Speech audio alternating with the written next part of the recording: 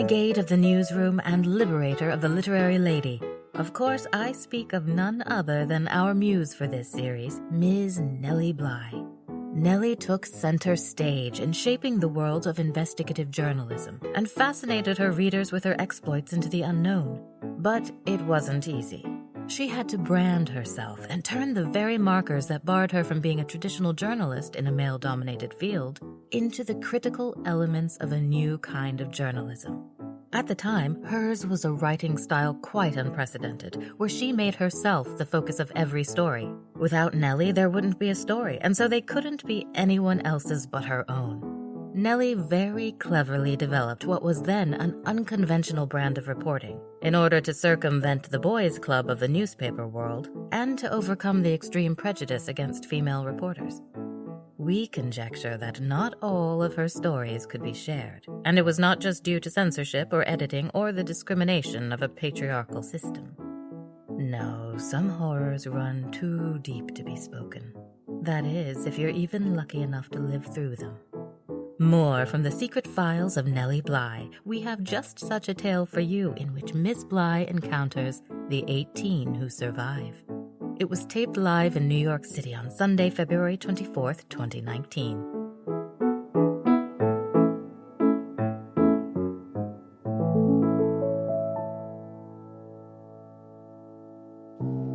Oh, Nellie, Nellie, Nellie.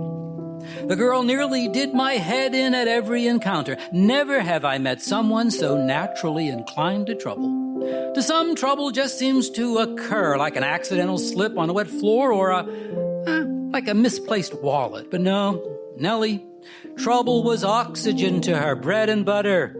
She sought it out the way some seek love. Maybe it was her own bizarre form of affection in some way, giving attention, shedding light where there was dark. Oh no, the darkness there is in this world. She always seemed to slip right into the cracks, finding trouble where you would never think to suspect, or perhaps just would never want to think about for your own safety and peace of mind. I recall a particular day she approached us with a new scheme, another journey into the unknown, as usual, with fire in her eyes and brimstone in her backbone.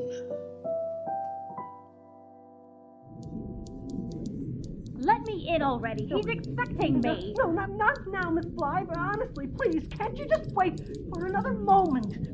Mr. Pulitzer is in a meeting, and I don't want Well, then he'll be overjoyed to see me. He can't stand meetings. Oh, yes, but I'm sorry. I'm sorry, sir. I tried to hold her in, keep her out. I told her not to bother you. It's fine, Tudor. It's fine. I've come to expect your incompetency at this point. See, Tudor? Yes, sir, thank you. As I told you, he's thrilled, absolutely waltzing on air to see me.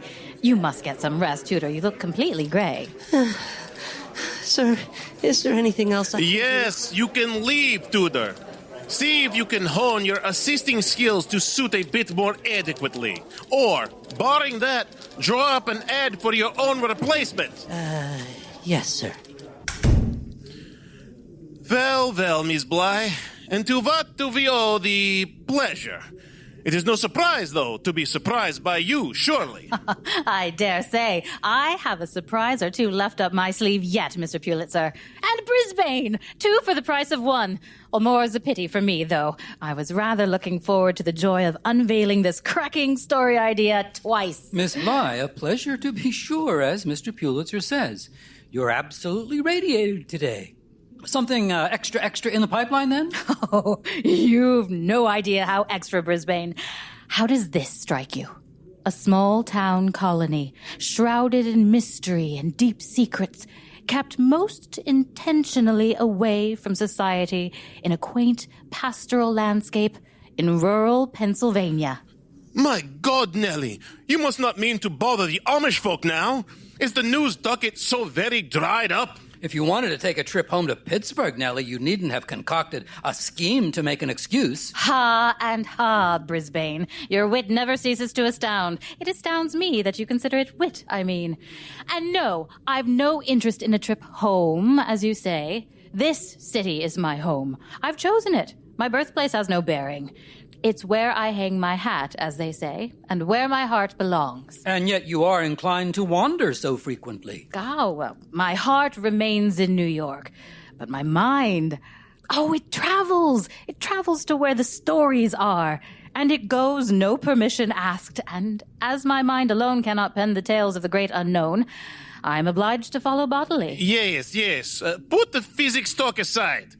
Tell us, then, of your plan, as it is clear I shall have no further work and no sooner rest until you have spoken your piece. You are a man whose mind works just as swiftly and incessantly as my own, Mr. Pulitzer, so I will waste no time, which is of great value to us both.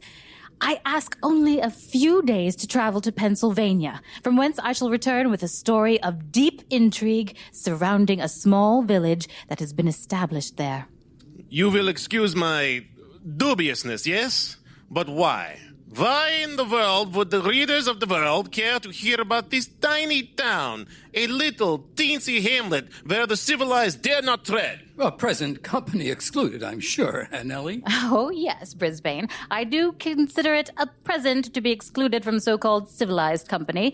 It is ever so dull, ever so deadly. To exist outside of it is a gift indeed. Well played, well played. And these town dwellers you wish to investigate, they share your sentiments, I take it. Oh, but of course. For would you not secret yourself away if you harbored one of the world's greatest wonders? What wonder, I wonder? The greatest and most mysterious wonder of them all, Mr. Pulitzer, is the one I suspect our townies keep in their possession and deep under wraps. Barely a word we've heard of its location since the fruitless wanderings of Ponce de Leon. But I believe I may have just snagged the lead of the past few centuries. Ponce de Leon? Nellie, my God, surely you can't mean that... Surely you joke, Nellie. Surely do I mean, and sure serious as night, gentlemen. It is my belief that this sleepy, unsuspicious town may in fact harbor the famed Fountain of Youth. Come on, Nellie. You don't expect us to believe that... Oh, I've long since given up on making believers of you two. At least until well after the editions are sold and the money's been counted. But believe this, the story is there, whether the fountain is or not. A small, isolated town in rural Pennsylvania, founded years and years ago by religious zealots, led by a charismatic dogmatist who believed he held the answers to the end of days. A town where only 18 of the original inhabitants remain to this day. There's a story there indeed, and the story will sell. Well, then I suppose you have sold me, Miss Bly. Very well. Off you go, and come back with the gold, yes? And how many should we have at the ready to rescue you this time, eh? Though I dare say if you can handle 10 days in that asylum, a few days' trip to rural Pennsylvania should seem an absolute bore. What in the world is it that you're playing at, Nellie? Oh, I wouldn't be so sure. We get so cocky here in the big city, so crowded in, people all around us. Perhaps we underestimate our country neighbors, who have so much more room in which to hide those larger-than-life secrets, after all. And where exactly is your destination this time, Miss Bly? I've saved the best for last. For what better name for this small, sweet, unassuming town where untold secrets lie in wait? A place where all sorts of big mysteries are packed into one tiny package. Yes, gentlemen, I'm heading to the village of Economy.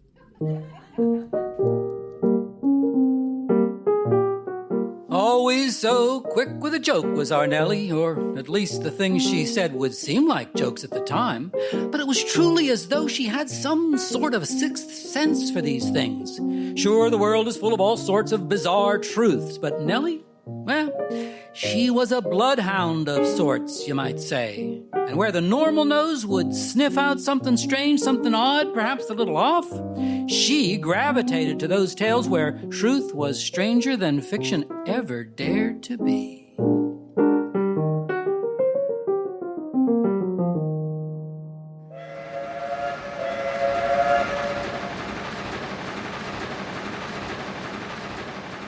Economy is the quaintest village in the United States. It is situated on the Fort Wayne Railroad, 18 miles below Pittsburgh. Yet it is as unlike an American town as if it belonged to another part of the globe. Neither the bustle of the nearby city nor the railroad and steamboat lines ever penetrate the heart of the sleepy town. It is the home of the Economites, a society founded by a man by the name of George Rapp in Germany many, many years ago. Driven from Germany by religious persecution, they emigrated to America in 1805 and settled in Pennsylvania.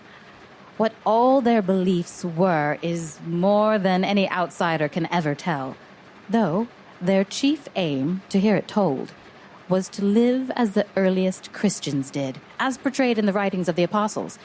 And so, in 1805, they bought 2,500 acres of land in a most beautiful valley near Pittsburgh and built a village which they then called Harmony. And they dubbed themselves Harmonites. Here they settled, and here those of them who are still alive live today, albeit under a different moniker. Sadly, great and mysterious fortune befell them in the early years of Harmony settlement, and they were moved to change the name of the seemingly ill-fated village to something slightly less fanciful, less romantic. Thus, their new home became Economy, and themselves the Economites. About 1,000 members first settled in Economy, but as their number was never increased by birth or by adoption, and as death occasionally invaded their homes, there remain at the present time not more than 18 members, the youngest of whom is 62 years old. It is said that founder George Rapp, just before his recorded death, told the others the world would surely end before the last member died. The 18 who remain believe it.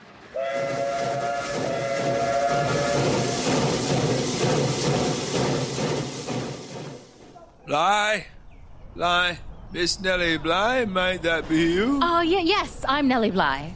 I don't believe I've had the pleasure, sir. You have me at a disadvantage. The name is Saunders. George Saunders. George, eh? After your village's founder, George Rapp. Aye, she's done her homework, I see. It is true, though I still can't say I recall a George Saunders in my research. Nay, likely you wouldn't. I'm none so important. I've been sent ahead, the avant-garde, if you will, to bring you back to Economy. Miss Rapp got word that you'd be arriving today. Wanted to make sure that you received a proper welcome. Oh, well, most kind of Miss Rapp. And of you, indeed.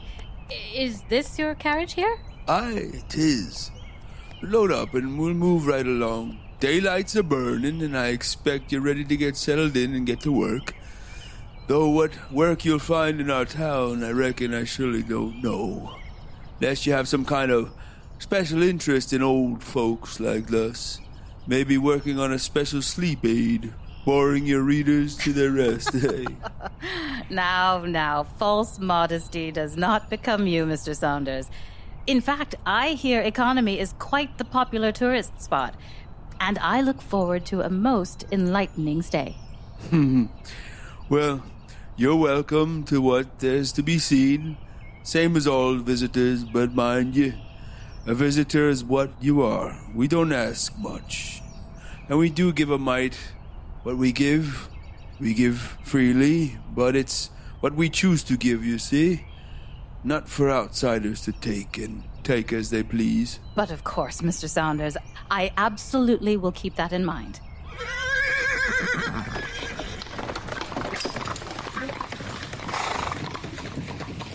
Giving people they were, indeed. The Economites gave what earthly goods they possessed to their founder and leader, George Rapp, who they looked to as their father, banker, advisor, and preacher. It was he who decided that it would be more in conformity with the teachings of the disciples to live plain, simple lives, which included taking vows of celibacy. When they first took their vows, the Economites believed that the world was nearing its end, and so they lived their simple lives preparing for the mysterious hereafter and maintaining their basic daily needs. There exists in Economy a dichotomy of both total unity and absolute segregation. On the one hand, everything is on an equality. The men are housekeepers, and so are the women. The basic dress of one is the dress of all.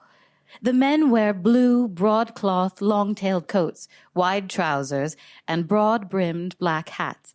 The women also wear blue, in straight, full skirts gathered on a plain waist of blue flannel, gingham or silk. Their heads, indoors and out, are always picturesquely attired in bright blue silken Normandy caps. However, though they dress to coordinate and do not discriminate duty by gender, it should be noted that the sexes never mingle, not even at work. I wondered that George Saunders was allowed to come pick me up at the station, what with me being a member of the fairer sex and all. But Mr. Saunders explained to me that since I was an outsider and not one of the village's chosen, our interaction was permitted, as it had no real impact in the long run. Needless to say, I was flattered.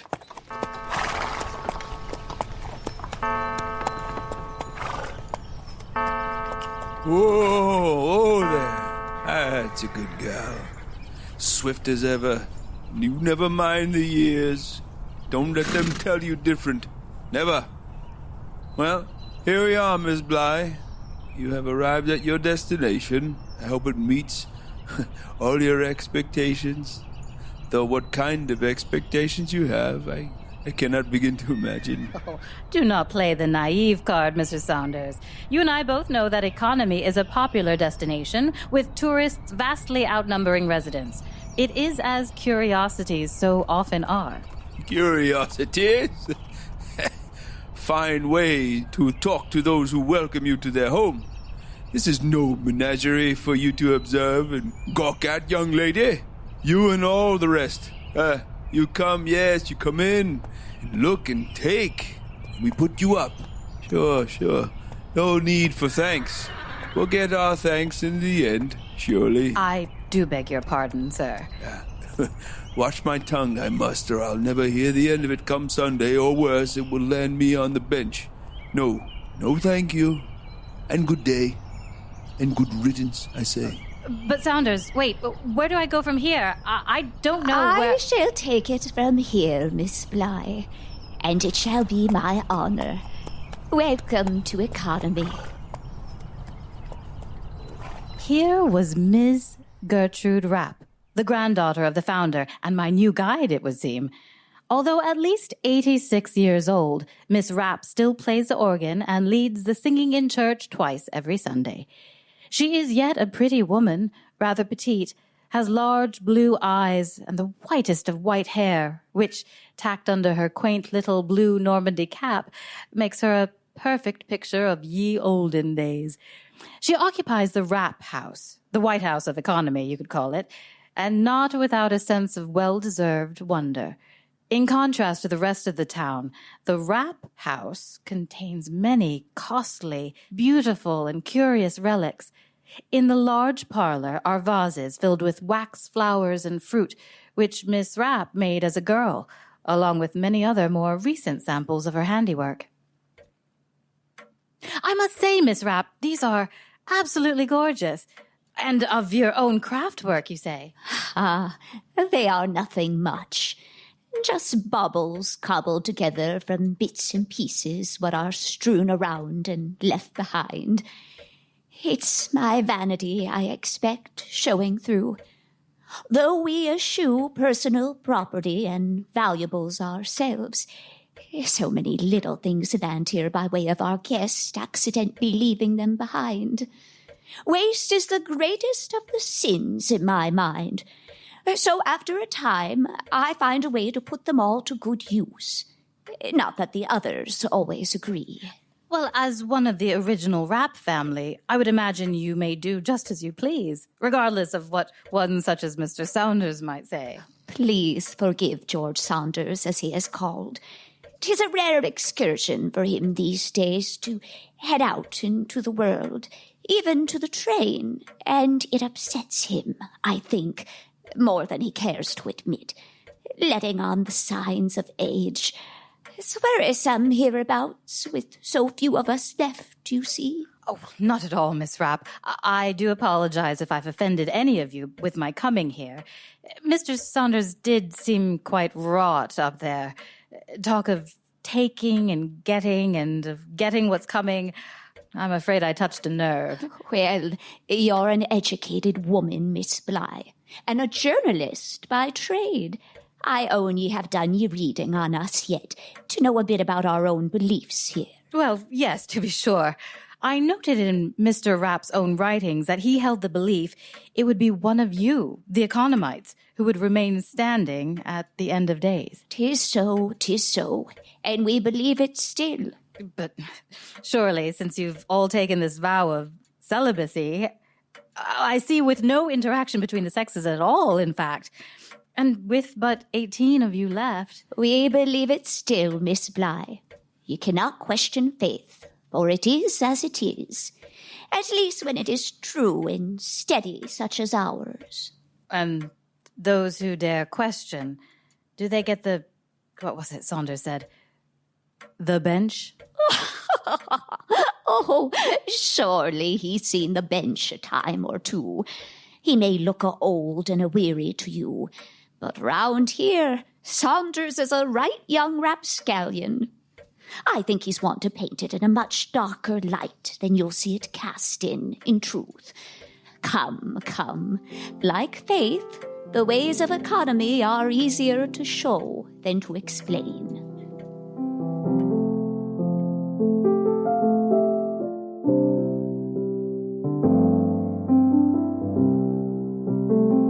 Everything in economy is run by rule and regulation, much as at boarding school. At 5 o'clock in the morning, the bell at the one church rings and everyone in the village rises.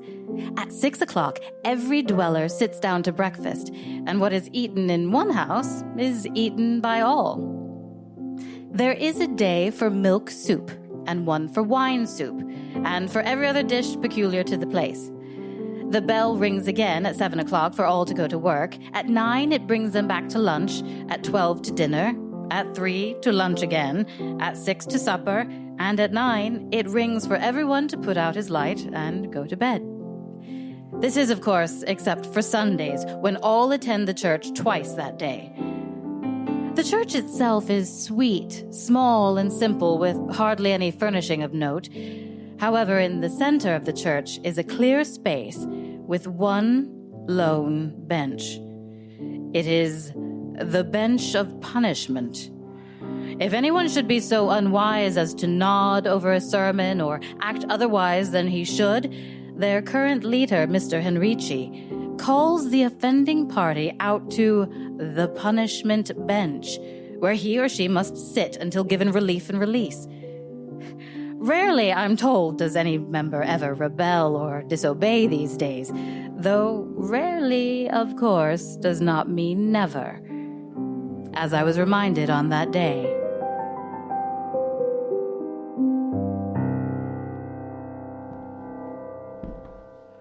Ah, Miss Nellie Bly, I presume.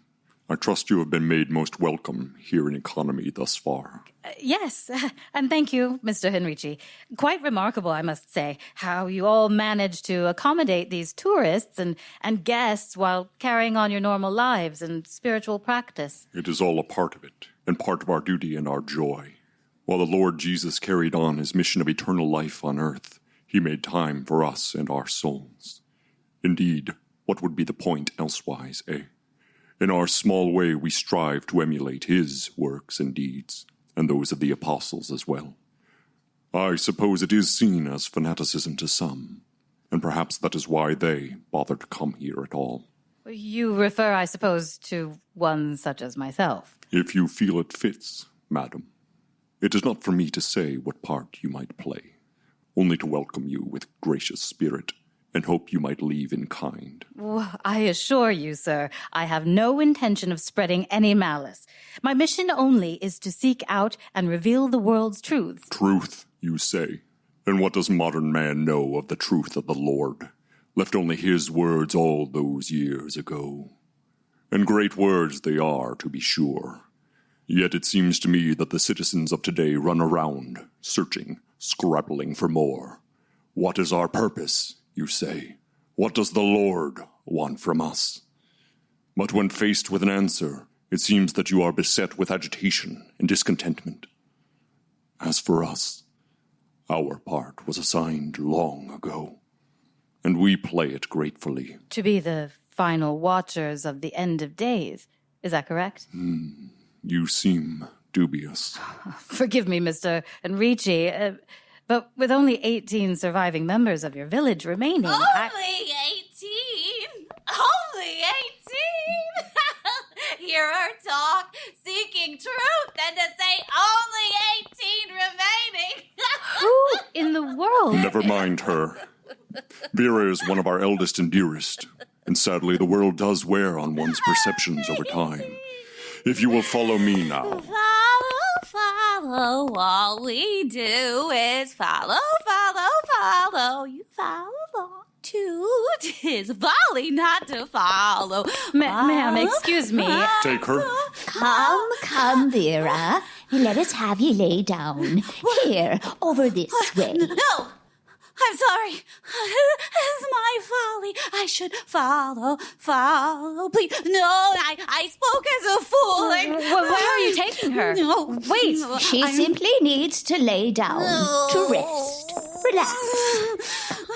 Vera, stretch out over here. Is she taking her to the bench? The punishment bench, as you call it? An exaggeration. You should not believe all that you read, Miss Bly, lest it is written in the Lord's book itself. You need to get this energy out, Vera. Relax. Lay and relax. You know 'tis bad for you, for us, to be beset in such a way.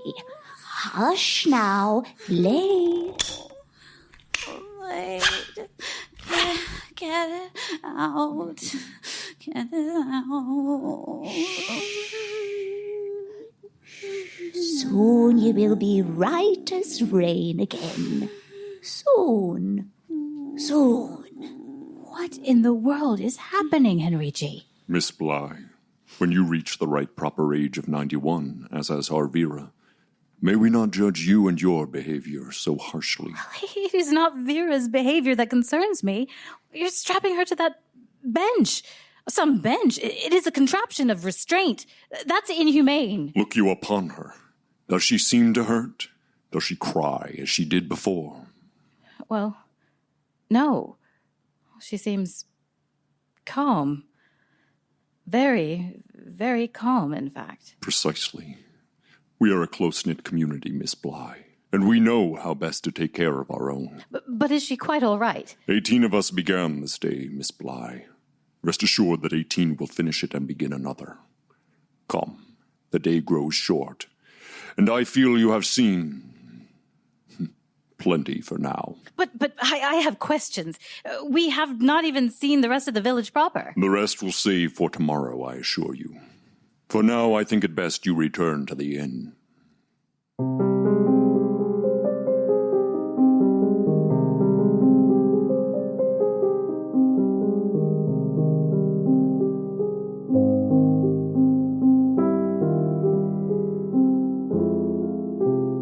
Not the warmest of welcomes in this cold, harsh town of economy.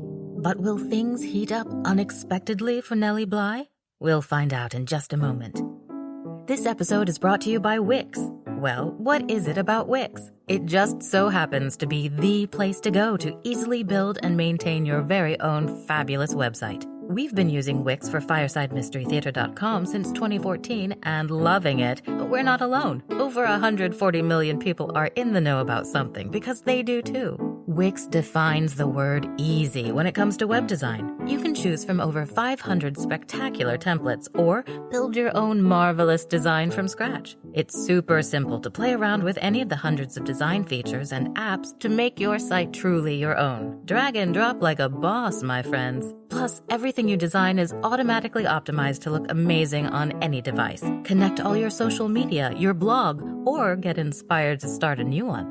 Are you all about making something beautiful? Add advanced design features like video backgrounds and image galleries. You can even set the image quality and sharpness of your photos. There are all sorts of design effects so you can build a website that is so you. All sites include built-in SEO tools, so you're easily found online. Once you've created a masterpiece, you must share it with the world. And I tell you, it's easy even for a loon like me because Wix has an SEO whiz to guide you with a personalized plan. And if for any reason you get stuck, there's a dedicated support team at your disposal. Showcase your art, build a site for business, grow your personal brand, show the web what you got. Wix has the tools you need to make the website you need. Could it get better? Well, yes. You can get started now with 10% off by going to wix.com/podcast. That's wix.com/podcast and get 10% off. Go on, wix.com/podcast.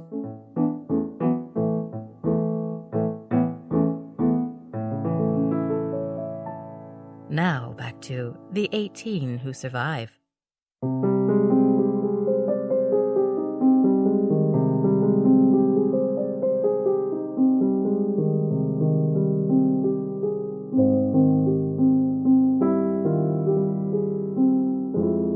The Economy Hotel has many visitors. Notably, one large room is always reserved for tramps. They are always treated just the same as the citizens. None of the economites drink water, and their guests are given wine and cider, no matter how short their call. Guests are kept overnight and, after being given some money in the morning, are started on their way. No one ever leaves economy hungry, but, to be sure, they do always leave. The economites absolutely refuse to take anyone in to join their collective, which is another reason for their dwindling numbers today. People often wonder what will become of their wealth, for in truth they are very wealthy. Everything they engage in prospers, and it has become a saying that an economite is always lucky. The Fort Wayne Railroad travels for miles through their property, and the Society owns stock in both it and the Pittsburgh and Lake Erie. The economites were among the first to find valuable oil and gas on their land, and it is said that they have more millions than members at present. Miss Rapp says she has never touched a penny since she was a baby, and that if she saw money, she would not know a 10-cent piece from a dollar. Having seen the decor of the Rapp house, I'm not entirely sure I believe her.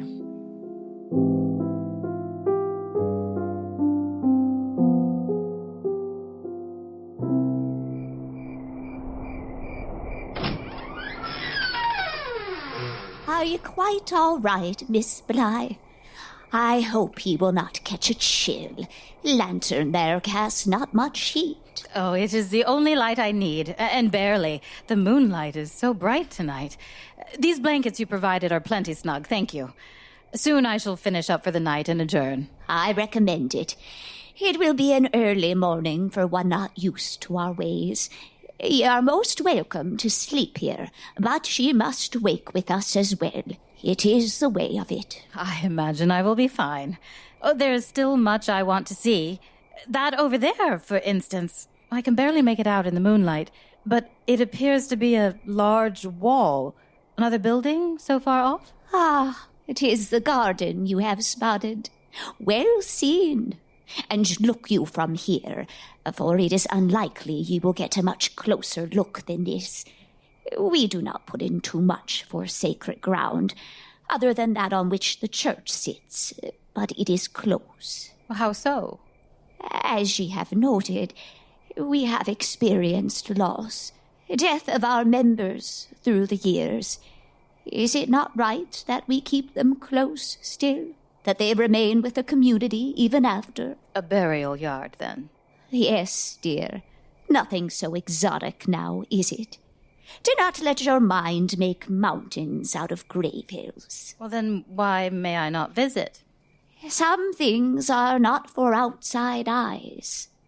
Surely even you can appreciate the need for some privacy. Ye would give us that much, for all we give so openly. Of course. Pardon my asking. Will you need anything else tonight, Miss Bly? Not at all. Thank you again, Miss Rapp. I expect I will turn in quite soon. Yes, I think it best you do. Soon, of course. Soon as I do a little final investigating for the evening.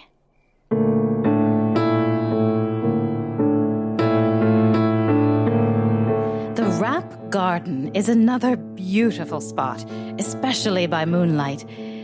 It is surrounded by a high, ivy-covered stone wall and is well stocked with modern and ancient flowers. A heavy door, still covered with the bark of the tree, keeps intruders out. The only modern building in the whole village is within these walls. It is a costly green house. According to Miss Rapp, when an economite dies, he is wrapped in a winding sheet and buried in the white graveyard near the greenhouse. No tombstone ever marks his resting place. In the center of the garden is a mound where the Indians buried their fallen after a battle with the French. Scientists have, in value, offered large prices to the economites for the privilege of opening it, but the economites refuse, apparently due to having an unusually high regard for the dead.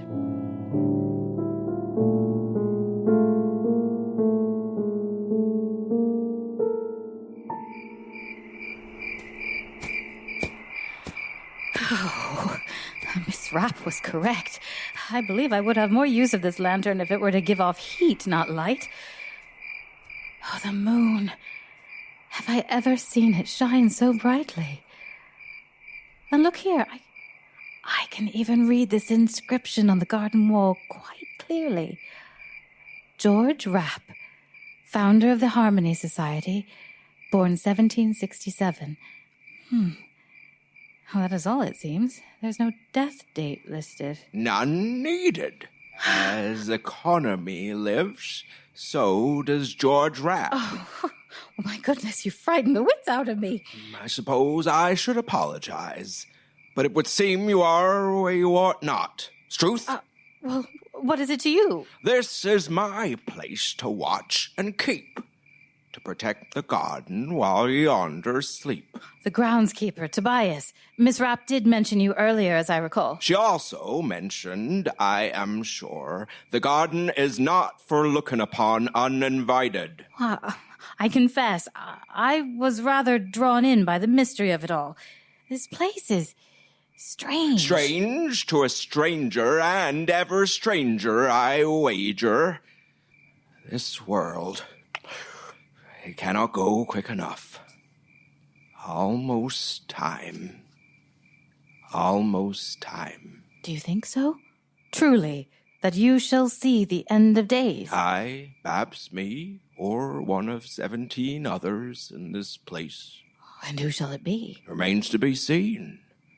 Who follows the ways of Mr. George Rapp? Who speaks out? Who must need punishment? The bench. Well, what does that have to do with the years? They come naturally, and they may be taken away, sure, but so too may they be added. I am sure I do not follow all of this. And how Mr. George Rapp convinced you to take part in this faith? He leads by example, lady. How else? How do you mean? Oh, the garden door. How is it? Who is in there? And the light. Well, that's the light from the greenhouse. It cannot be the moon. What? So sorry to wake you early, George. 'Tis not the time. But mayhaps you and the others need a little something, a little bit to sustain you, even ahead of schedule. Oh, no, stay away. Do not worry, lady. You will not feel pain nor remember it either. And in your heart you will know truth, though your mind may not comprehend, and your soul may rest in peace, that a part of it will be carried on past the end of days. Please, let me go. Just a little longer, and ye shall wake up peacefully and on your way. Nothing more to see or to share. No need to remember. We 18 remember for all of you, and so we will until the very last of us, Max, the very last of all of us. Please. please.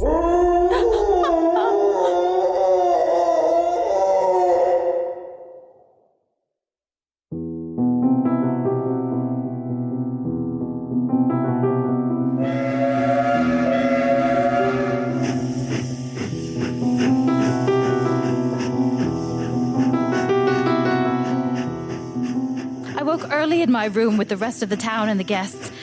I slept, I know, but I woke feeling more worn than the night before.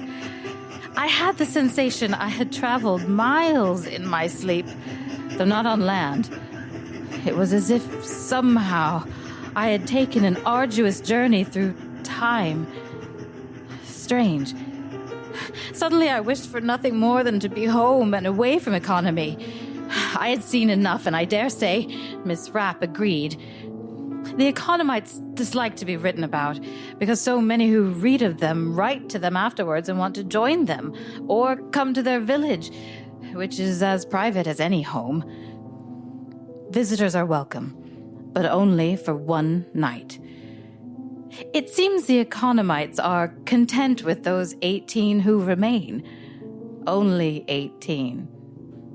Why does it seem to me now like enough? Like too many. I am weary, and my time in economy has clouded my thinking.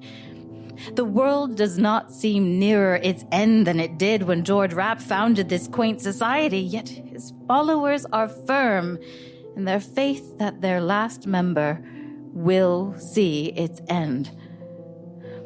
It cannot be many years, though, I imagine, until his disciples will all have followed George Rapp's footsteps through death's grim portals, as they did through life.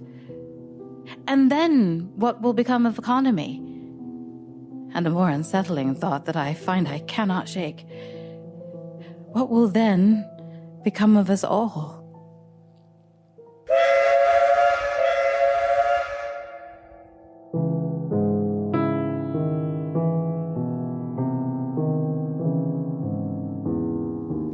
It was not often that I saw Nellie Bly shaken. But the woman who stepped onto the platform from the train that day was visibly altered. She was uncharacteristically quiet on the way back to the office, saying only that her trip to economy was a trifle more than she'd bargained for, and complaining of a fierce headache. More than her mode of behavior, it was her appearance that disturbed me. She looked to have aged 5 years just over the past few days. Then after a few days, she seemed right as rain again, almost as if she had reset to the moments before her trip, and indeed, finishing the story seemed to purge the whole venture from her mind entirely. She would never again speak of her time in the small Pennsylvania town. Her final report told the story of a strange village indeed, but I had to read between the lines to get the slightest hint of the deeper truth. Nellie had gone in search of something secret, something sinister, and no doubt she found it. At night, sometimes, her pale face descending the train stair comes to my mind, and I cannot help but wonder what she knows deep down, and whether or not, given the choice, I would ever wish to know myself.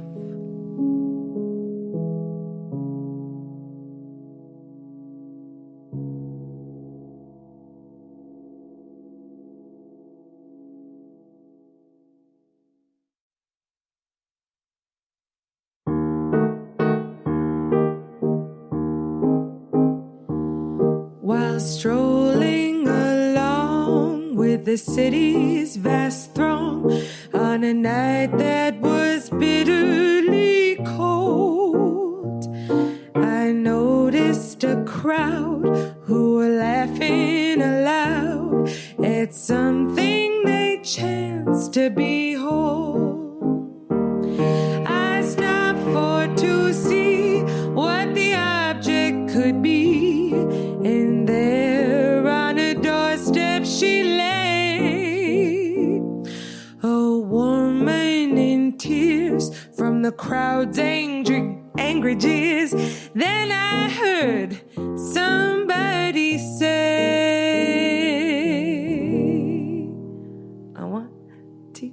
I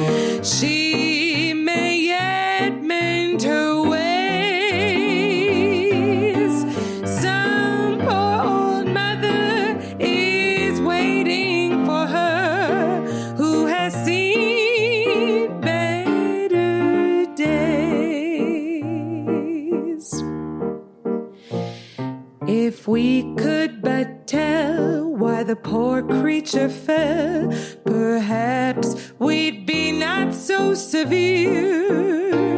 The truth were but known of this outcast alone, perhaps we would all shed a tear. She was once someone's joy, cast aside like a toy, abandoned, forsaken, unknown. Every man standing by had a tear in his eye, for some had a daughter at home. She may have seen better days when she was in her prime. Oh, she may have seen better days once upon a time, though by the wayside she fell, she may yet mend her ways. Some poor old mother is waiting for her who has seen better days.